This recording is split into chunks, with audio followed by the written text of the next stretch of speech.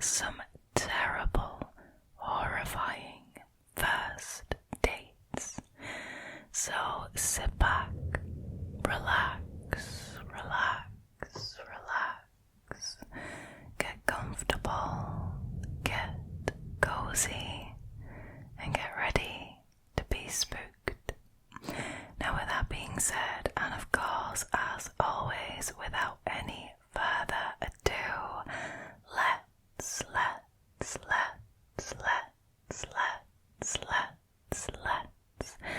get into tonight's stories, shall we? Alrighty, the first story for tonight was originally posted by a Redditor called GravelandSmoke. Their story is called The Strangest Date Ever. Help me understand. I have ASD. This means that sometimes I really miss important social cues. Please help me decipher this person's motives.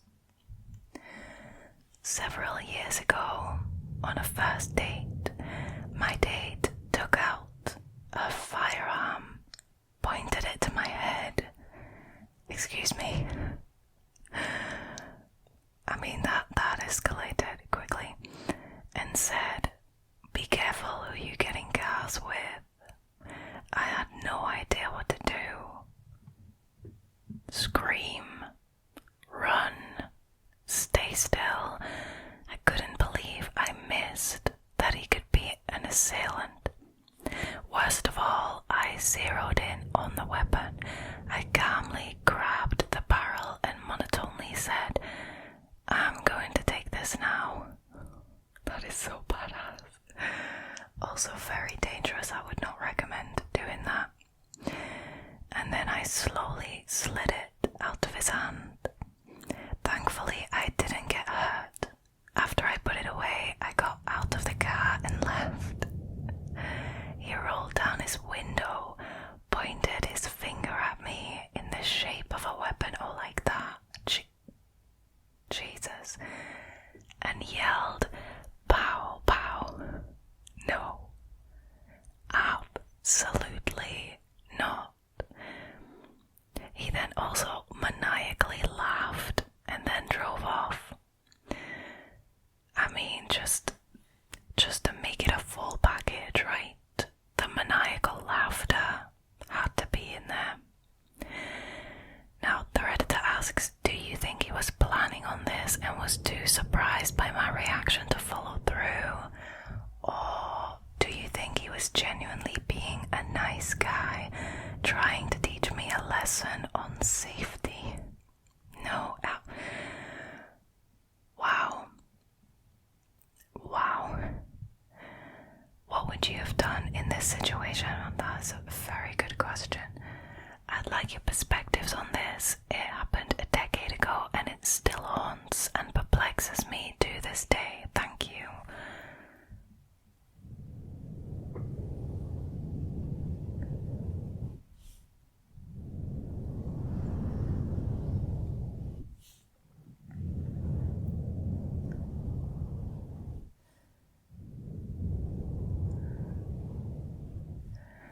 You guys, I am absolutely baffled by this story.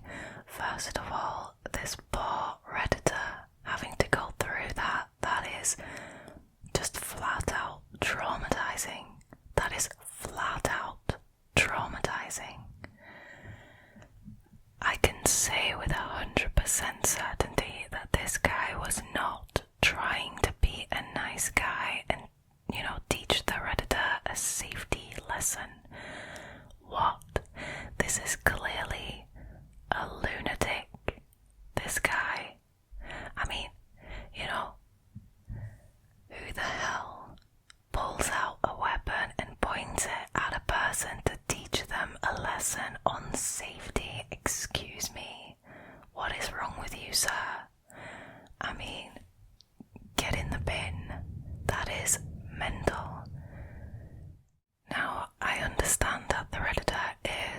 the spectrum, which is probably why they were able to react so calmly and in such a collected manner, just grabbing it off of him and going, I'll take this now, and just exiting. I am so happy nothing happened to the Redditor after that. But then this guy tops it all off by making this gesture, mimicking a weapon with his hand and going pow pow and laughing maniacally. Sorry, but this guy is clearly off his rocker. I mean, my advice is run. Just run and never look back. Wow, this is wild. Absolutely mental.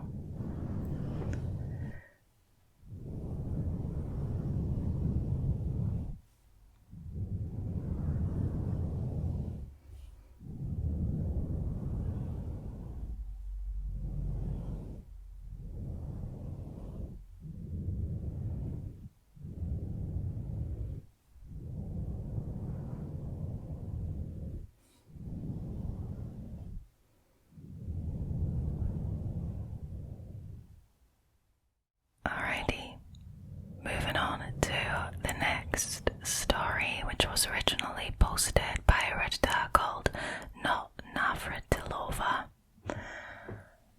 And their story is called My First Date with a Psychopath. Years ago, I worked at a local casino. A lot of the customers could be kind of weird, but this one guy in particular, who spent the evening flirting with me, seemed alright, so I agreed to go on a date with him that upcoming weekend. We met on a Saturday at his friend's house for a casual barbecue. Everyone seemed nice, the food was decent, but I did notice my date taking an obscene amount of Jello shots. Later, we all agreed to go out to a bar and hang out. My first red flag should have been the fact that my date tried to force French me. Excuse me, sir. Have you heard of consent? So, my date tried to force French me and stuck his tongue down my throat. That is real classy. That is real classy, especially when it's consensual, right? What is wrong with this guy? Now, stupid me blamed the alcohol. I know, but I was young, insecure, and just didn't read the situation well at the time. Honestly, can't really blame the Redditor for that. I mean, it's just like a natural reaction of our brain to try and rationalize something that happened. Anyways, so we were at the local bar and everything was okay until they invited me to another party that would take place a few days later. I had other plans, so I politely declined. Now my date's mood immediately changed and he became very hostile and angry.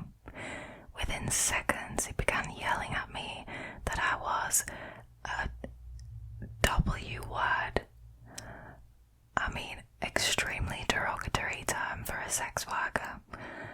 And that he knew what W words like me did at other parties. Wow. I mean, right, if you are such a disgusting person, right, why not try to put effort in on the first date to try and hide that you're a despicable human being? I mean, I'm glad he didn't, so the Redditor was able to dodge this bullet. But these people, I mean, they're being very open about it. They're not trying to hide the fact that they are despicable people, right? Okay, so I was completely baffled. Yeah, no kidding. He kept screaming and becoming more violent, and when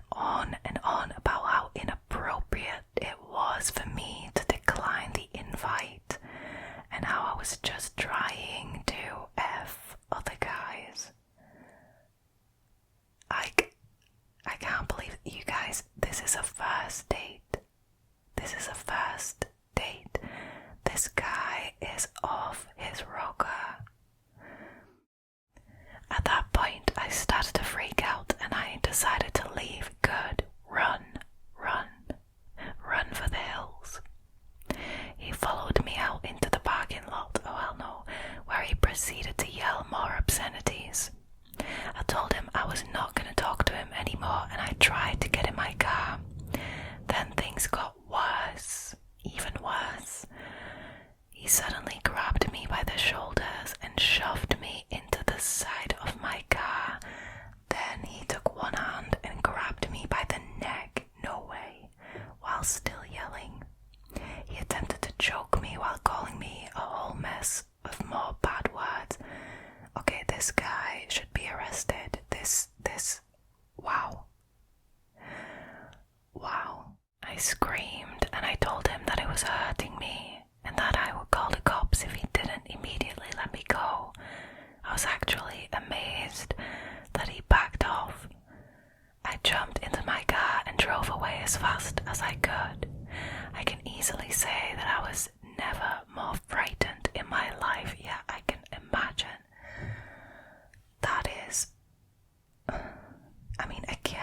That is traumatizing. You are getting physically attacked by this guy, not only verbally attacked for an extended period of time, calling you every bad name in the book, but also getting physically attacked. This guy belongs in jail, sorry. Now, the next day at work, I immediately went to our security officers, which were run by state troopers, and reported the assault to the officers. Good, I'm glad.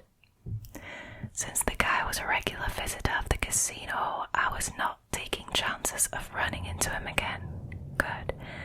They pulled up his long criminal record, and lo and behold, charge after charge for assault, stalking, and even kidnapping. Wow. Dodged a ginormous bullet there. I completely flipped out. They put him on a blacklist, and when he showed up at the casino a few days later, he was arrested and forbidden to ever come there again. He had the cheek to show his face there again after what he did. That just kind of shows, in my honest opinion, that these people don't see what is wrong with their behavior. They think that they're entitled to act that way, which is incredibly concerning to me. Now, unfortunately, a few days later, I found out from some of my female co-workers that they knew that he was kind of crazy and had a history, but they didn't want to tell me because I was the new girl and I would figure it out for myself.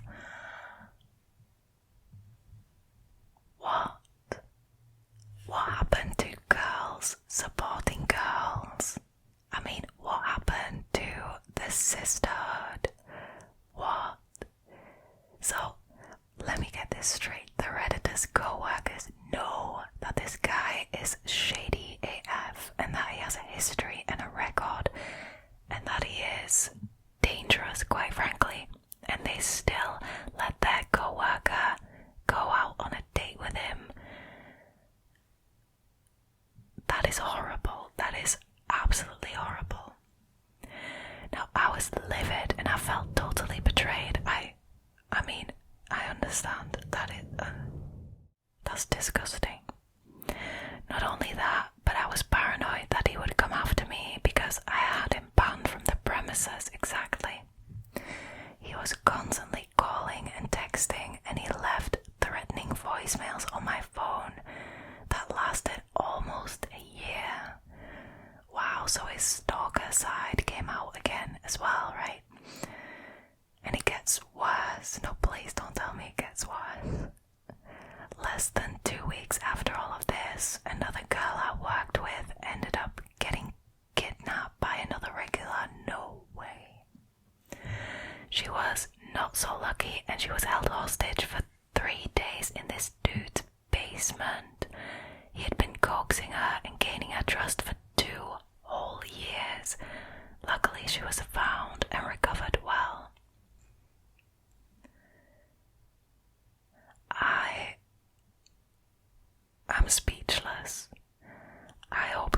single employee that works in that casino runs for the hills. This is insane. Now, as soon as I found out, I quit on the spot. Great. And I walked out. I've never been back there, and I will never set foot into another casino. Wow.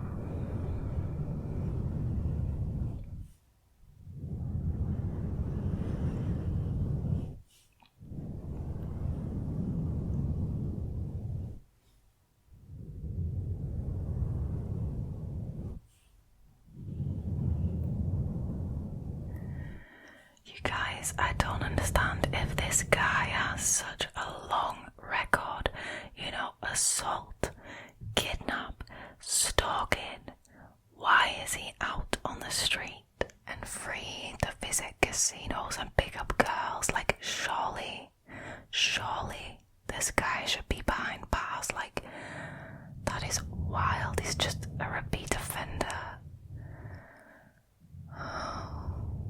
And then the girl who got kidnapped by another regular, like, this is on a whole nother level. This is a whole nother level of creepy.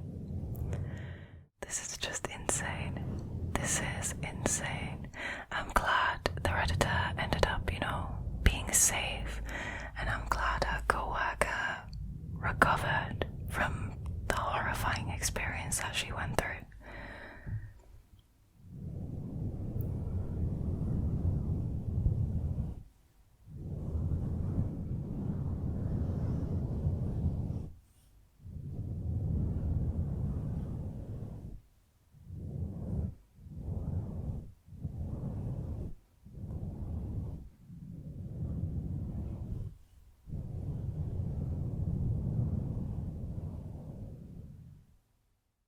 Alrighty, the next one was originally posted by a Redditor called Rumbler-Foam. Her story is called Creepy Tinder Date May Have Had a Secret. Alright, I am 29, female, and while I'm well travelled and I've been around quite a bit, I do occasionally make some pretty rookie mistakes. My fault, and I make no excuses. I try to remain vigilant and alert, but I'm very capable of letting my guard down. So, after being here in the US for about 2 months, I decided that I was bored sitting around my apartment watching 90 Day Fiancé. So I decided to create some dating profiles again. I didn't specify what I was interested in accomplishing, as I don't really know myself. I just wanted someone to hang out with and see where it goes naturally. I ended up matching with this one bloke who had shared interests with me. We chatted for a bit over the app, and eventually I felt okay to give him my phone number. After talking back and forth for a couple of weeks, I agreed to a meetup. We met at a pub and had a couple of drinks. I'll admit, at first I didn't recognize him because he didn't resemble his photos to the extent that I was expecting. Now, he didn't look bad by any means, but I could tell that he had used older pictures and edited them enough to where he seemed more appealing. I swear I'm not trying to sound superficial, because he was cute, just not what I was expecting. But I also think that we've hit a point in social media culture where it's safe to assume that we won't see the same thing in real life as we do online, and that's okay. We did actually hit it off. We discussed the usual first date stuff, then we got into more detail. I told him about back home and work and how life was different than here in the States. At one point we were talking and holding hands, and I felt comfortable enough to let him kiss me. Well,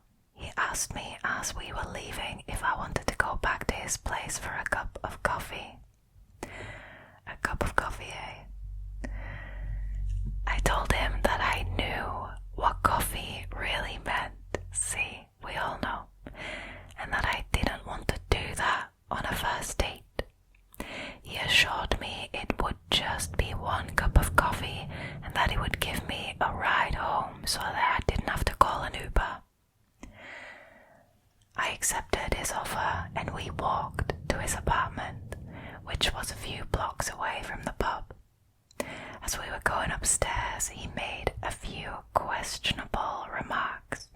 He mentioned how I wasn't like most girls because I accepted his invitation and alluded that, you never know, I could be a psychopath.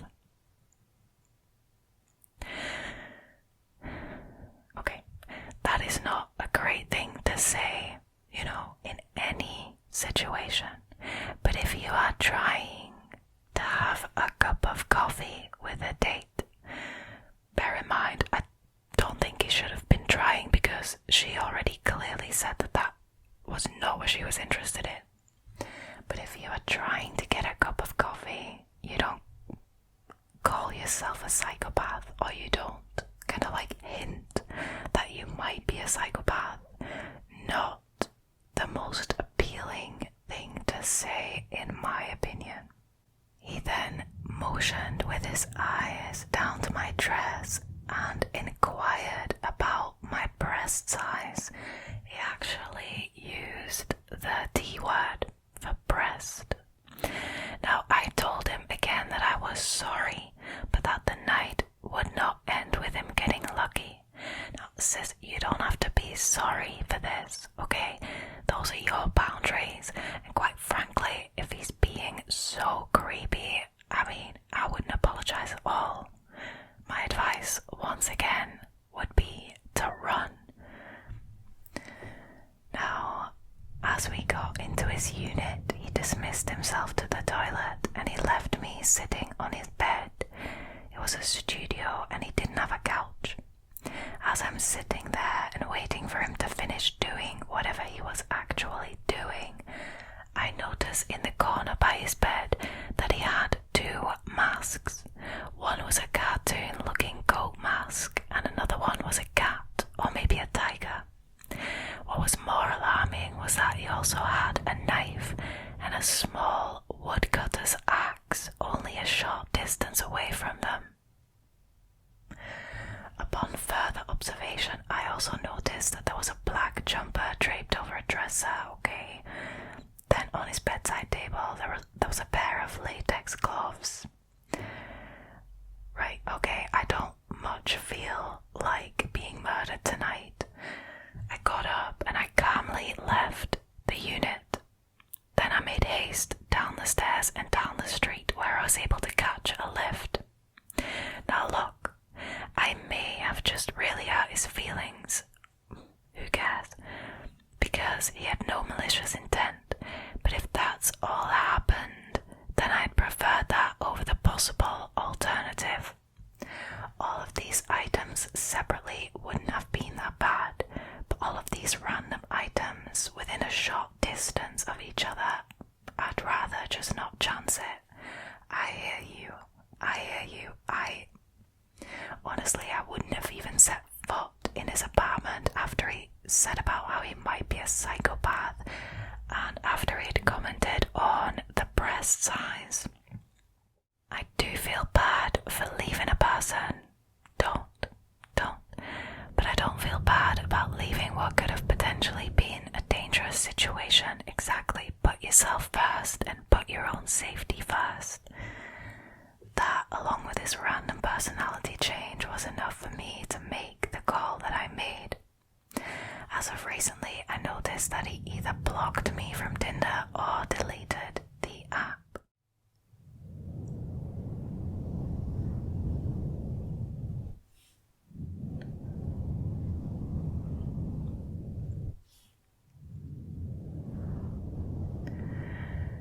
You guys, I'm so happy that the Redditor decided to make a run for it. Honestly, she didn't even have to enter his apartment. I think that there was enough reason to just make a U-turn and run for it as soon as he was hinting at him being a psychopath and commenting on the Redditor's breasts. That is disgusting, and that is, in my humble opinion, enough of a reason to just leg it. But the Redditor did enter his apartment, and even though all the items separately might not have been that weird, put together and also put together with his weird ass comments, is an absolute nope. So I am really glad that the Redditor decided to leave, and I think that was a good call. I didn't think she should feel guilty at all for leaving him there. And I'm glad she stayed safe. You guys, if it feels off, it's probably off, you know. And just because there is a chance that nothing's going on, do you really want to risk it? Do you really want to risk ignoring your gut feeling? You shouldn't.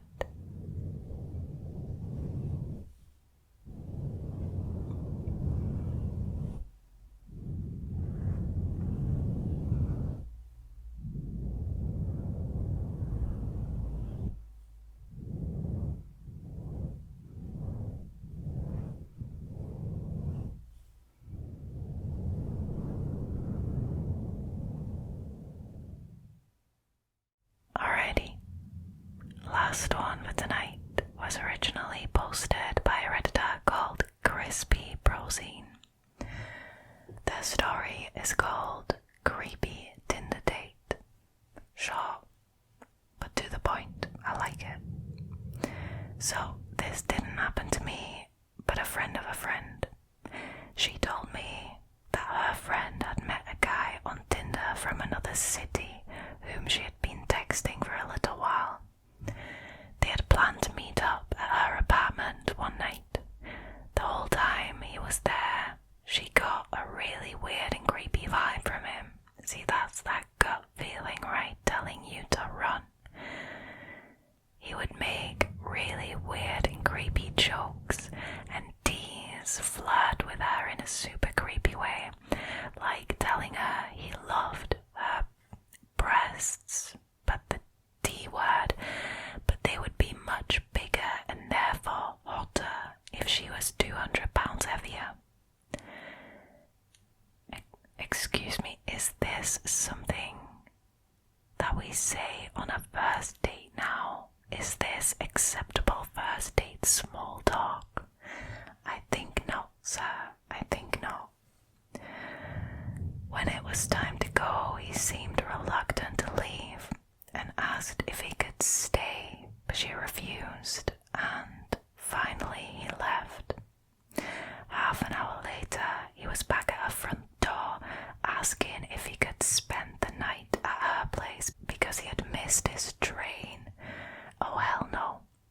Oh hell no, you find a taxi or an Uber or a Lyft, or you do whatever you need to do. You walk home if you need to, but you're not staying over. Now, she reluctantly agreed. Oh no, please, no, girl, don't. She reluctantly agreed to let him sleep on the couch for the night, but when she went to bed, she made sure to lock her bedroom door. I mean, that's something at least, but I don't like where this is going. At some point during the night, she heard strange sounds and him creeping through her apartment.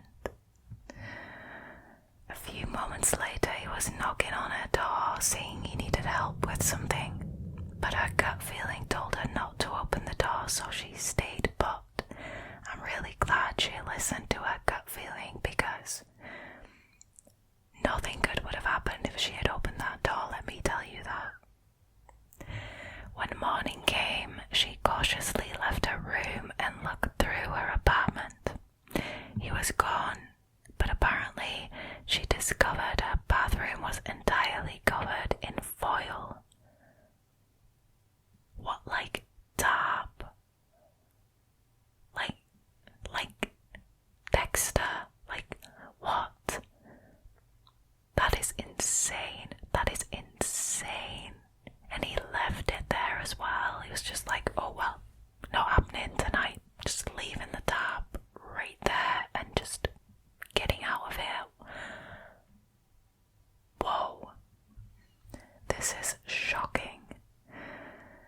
Always make sure to trust your gut and meet your Tinder dates in a public place. If it's the first time, guys, you can't really gauge what a person is like from just texting them.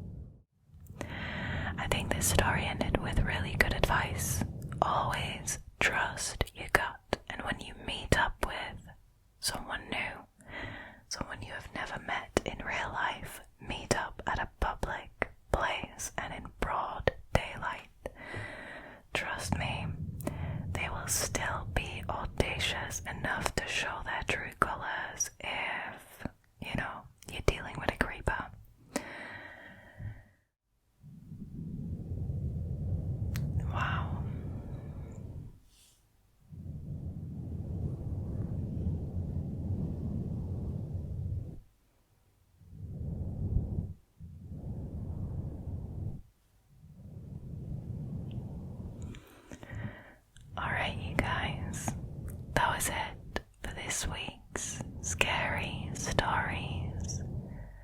Thank you so much for choosing to hang out with me again tonight. I can't wait to see you for next week's video. If you liked this episode and you haven't already, please consider to subscribe to the channel, like this video and leave a comment down below. It really helps and I just enjoy reading you guys' comments. Now, all there is left for me to do is to wish you a very